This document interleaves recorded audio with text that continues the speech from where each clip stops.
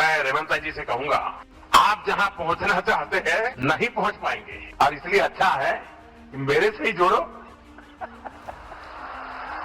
నమస్తే ఫ్రెండ్స్, మోడీజీ హైదరాబాద్ వచ్చారు కదా.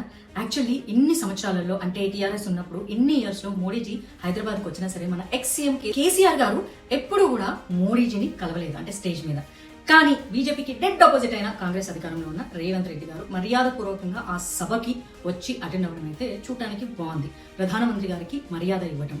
సో యాజ్ యూజువల్ గా అలాంటి ఒక మర్యాద ఇస్తేనే కదా తెలంగాణ ప్రాంతానికి అయితే కావాల్సినటువంటి అభివృద్ధి కార్యక్రమాలకి నిధులు కేంద్రం నుంచి వస్తాయి. అదొక బేసిక్ కామన్ సెన్స్. అయితే రేవంత్ రెడ్డి గారు ఆ బేసిక్ కామన్ సెన్స్ ని ఫాలో అవడం చాలా సంతోషం.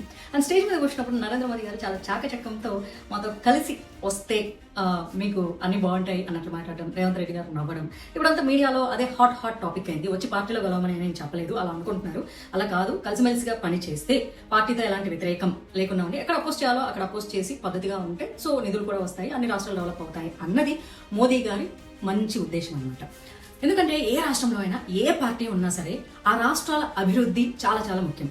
ఇప్పుడు అదొక హాట్ టాపిక్ అయితే జరుగుతుంది. అండ్ ఇటు చూసుకుంటే తమిళనాడులో సీఎం గా విజయ్ అయితే ప్రమాణ స్వీకారం చేశారు కదా. కానీ న్యూస్ ఛానల్స్ అన్ని త్రిష మీదే ఫోకస్ చేసే అబ్బా చాలా మంది జడ్జిమెంట్ చేస్తూ ఉన్నారు. అంటే కామెంట్స్ లో కూడా అందం కోసం పిల్లల్ని వదిలేశాడు, పిల్లల్ని వదిలేశాడు.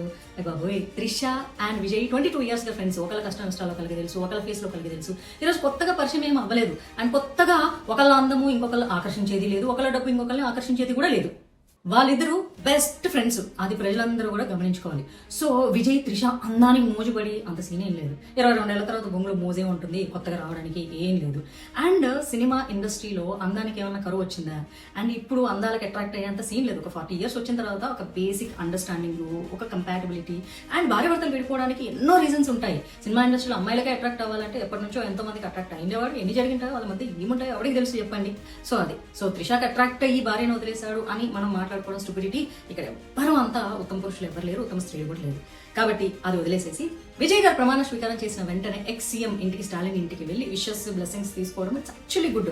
ఉదయనిధి స్టాలిన్ కూడా కొన్ని మూవీస్ చేశారు. సో వాళ్ళు ఇద్దరు కో యాక్టర్స్ కాబట్టి ఒక రకంగా చెప్పాలంటే ఈ రాజకీయాల్లో కొంచెం హెల్దీ విమర్శలు చేసుకోవాలి, యాజ్ వెల్ యాజ్ మనం మనుషుల పరంగా ద్వేషులం కాదు అని చెప్పడం అయితే నిజానికి అయితే చూడటానికి బాగుంది. తెలంగాణలో చూస్తే సో మంచిగా రేవంత్ రెడ్డి గారు అటెండ్ అవ్వడం, ఇటు చూస్తే విజయ్ వెళ్ళి స్టాలిన్ కలవడం బాగుంది. ఇక బెంగాల్లో అయితే మనందరికీ తెలుసు సువేందు అధికారి ప్రమాణ స్వీకారం చేశారు. ఇలా హాట్ గా నడుస్తున్నాయి అనమాట. ఇంకా కేరళ సంగతి తెలిసిందే అబ్బా. అక్కడ గెలిచింది కాంగ్రెస్ కానీ ఎగిరింది మాత్రం పాకిస్తాన్ జెండాలు. ఇక దైవభూమి అయినటువంటి ఆ కేరళ రాష్ట్రము, ఆ భగవంతుడు ఇంకా గురువైరప్పే కాపాడాలని ఆయన.